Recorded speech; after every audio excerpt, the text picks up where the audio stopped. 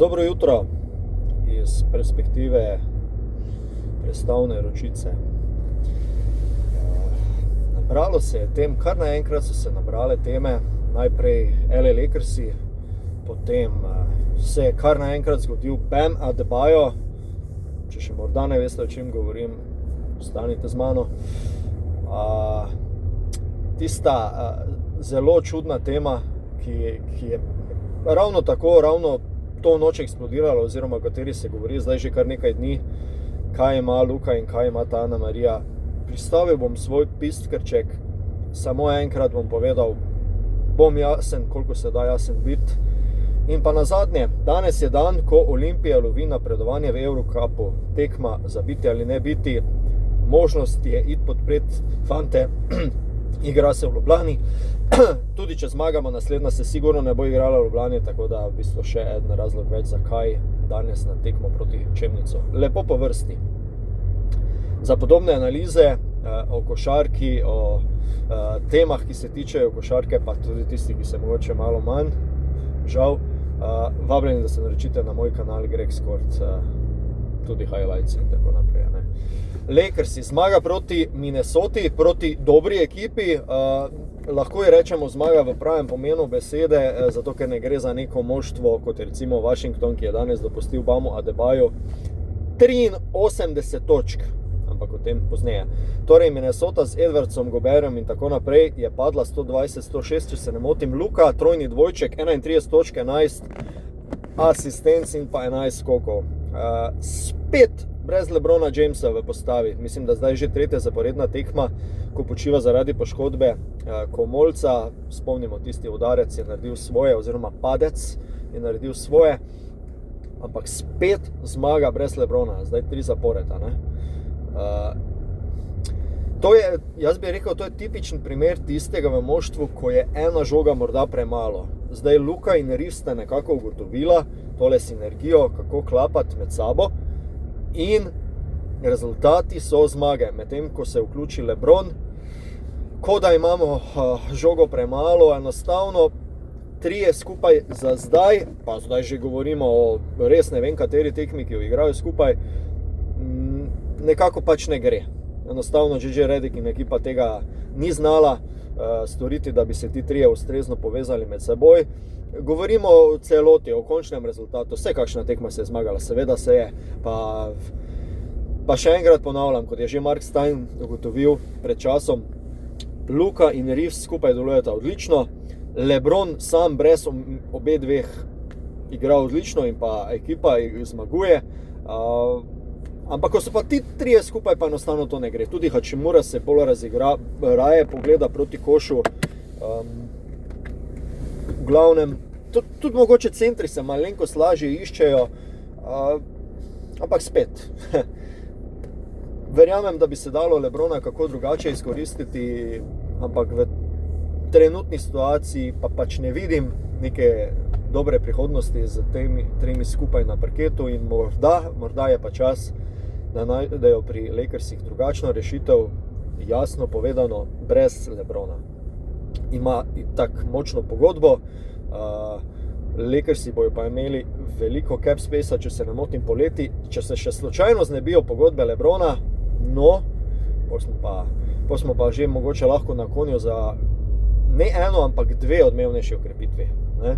In še toliko lažje bi morda kakšnega Janisa pridobili na svojo stran, ki to se sliši čudno, ampak mogoče celo stagnira v tem trenutku v Milwaukeeju. Njegova statistika je vse prej kot tista, kot smo jo navajeni strani superzvezdnika.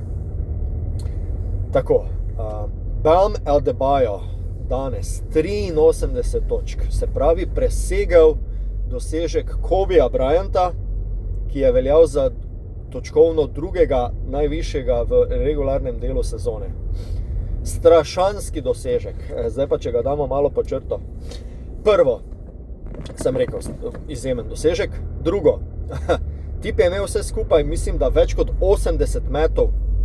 Se pravi, prosti meti in meti iz igre. Metov iz igre okoli 40, mislim, da točno 40 prostih metov, ali pa še kakšen več, pa mislim, da 42, 36, nekaj tajega. ne vem, nisem toliko natančno pogledal, ampak na koncu je bilo prav malo čudno, no? Ker so pač vse delali pri Miamiju, da bodo še povzdignili to številko, kar razumem. Seveda hočeš pomagati soigralcu pri absolutno zgodovinskem dogodku, ampak res je bilo malo čudno, ker je bilo vse podrejeno. To je bila 1-5 košarka, tudi nekaj stvari se je poklopilo, mora se poklopiti pri takšnem številu točk, še nekaj end-one-ov. Mislim, da je imel celo 20 metrov za 3 center. Glavnem, okej, pač fant je dobro začel tekmo, ekipa mu je predtem sledila, Spoelstra, trener ga je pustil na parketu, mislim, da minuto do konca ga je dal ven, plus Miami je zelo, zelo zanesljivo zmagal. V glavnem, karte so se zložile danes v prid Bama in pa Miamija in izjemen dosežek. Ampak res me zanima, ko se bodo tega lotili pri ESPN-u in ostalih analitičarjih, ker če spomnim, ne, ko je Luka dosegal 73 točk proti Atlanti, je bilo govora 3/4 o tem, da pa saj to ni bila dobena obramba, a ste videli to? V glavnem in takrat so se Stephen A. Smith in ostali prav zgrnili nad Luko, češ skoraj, da je kaj narobe naredil, ker tukaj na koncu obramba, ne da ni bilo obrambe, nego je bilo fauli, so se kar vrstili nad Bamom, vsaka žoga je šla dobesedno do njega, vse je bilo podrejeno, še povečano število točk. Pri Luki ni bilo točno tako, malenkost drugačen. Kaj šele pri Kobe Bryantu, ki je bila v bistvu še drugačna tekma, še teže za primerjati. In smo še pri manj prijetnih temah današnjega dne. Luka in Ana Marija trenutno očitno neke težave ali se celo ločena, se nema veze, ni moja stvar. V glavnem, praktično vse posod zdaj že lahko preberete, kaj se v bistvu tu dogaja. Jaz imam zelo jasno mnenje glede tega, povedal ga bom enkrat in nikoli več, ali pa mogoče še kdaj, ampak v bistvu poznate.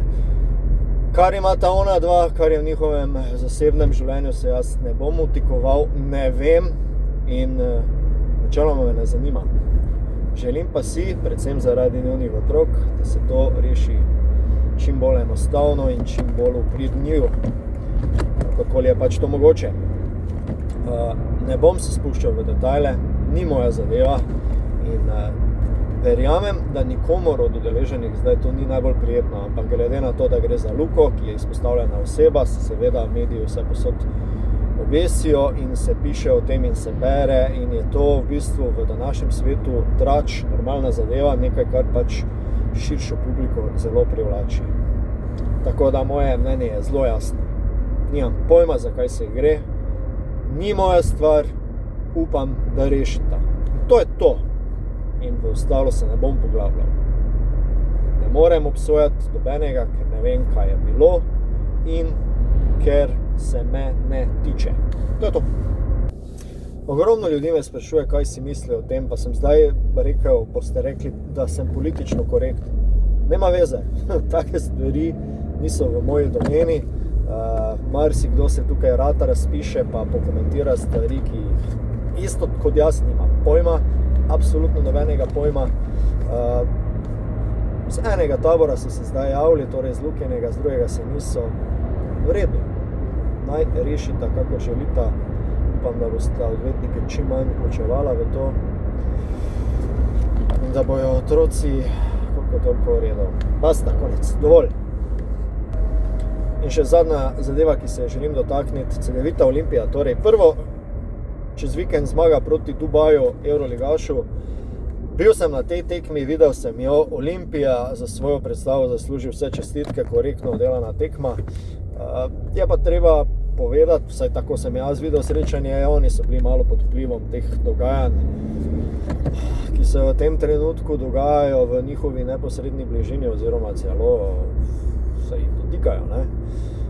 Tako da mogoče so bili z glavo malenkost drugje, na polno oni košarke niso igrali, pa ne želim zmanjševati dobenega uspeha Olimpije oziroma zmage lete. Je pa to ena lepa popotnica, kot je že povedal Zvezdan Mitrović, za danes, za tekmo proti Čemnicu, tekma odloča o napredovanju v Eurocupu.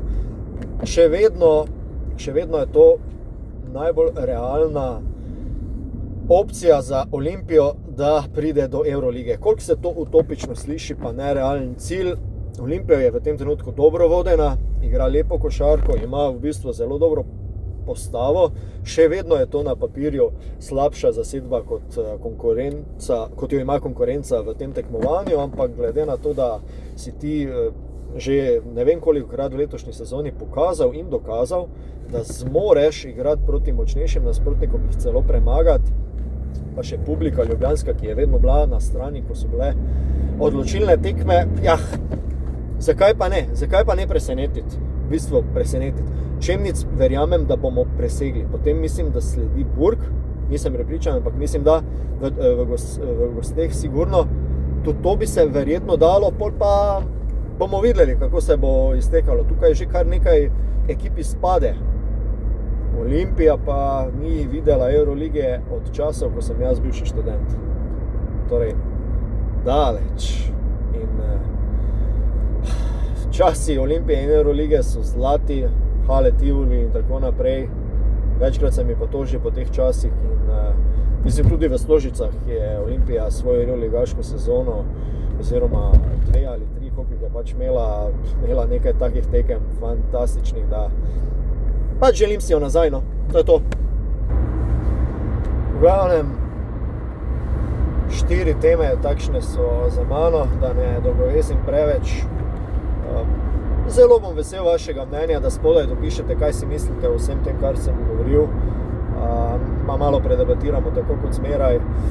In čaka še na zanimiv zaključek rednega dela NBA sezone. To bo zanimivo. Res me tudi zanima, kako bojo stvari izgledale, ko se enkrat LeBron vrne. Mogoče se samo še to, no. Ne zdi se mi, kot da se Luko dotakne vse to, kar se izven terena dogaja zdajle z njim, da dobro upravlja z igro oziroma da so njegovi nastopi še vedno konstantni, kar me veseli. Hkrati pa čuva se, brzda se s temi 15 tehničnimi, vemo, če še dobi eno, more počivati avtomatsko tekmo, nekako mu to gre, ampak seveda je moral z gestikulacijo povedati enemu izmed sodnikov oziroma nakazati, da se ne strinja z eno izmed odločitev, pa tudi, če je verjetno res bil faul v napadu takrat proti Knicksu, tale gesta ga je stala 50,000 ameriških zelencev, če veste ali ne. V glavnem,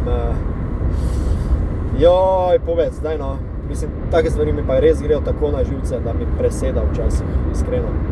V glavnem, za podobne analize, highlights in tako naprej, lepo povabljeni, da se naročite na moj kanal Greg Skort, seveda kot vedno popolnoma brezplačno, da se podružimo še morda na takšen način virtualno. Gregor sem bil z vami, lepo se imejte, lep preostanek dneva. Gremo Lakersi, gremo Luka, gremo Olimpija.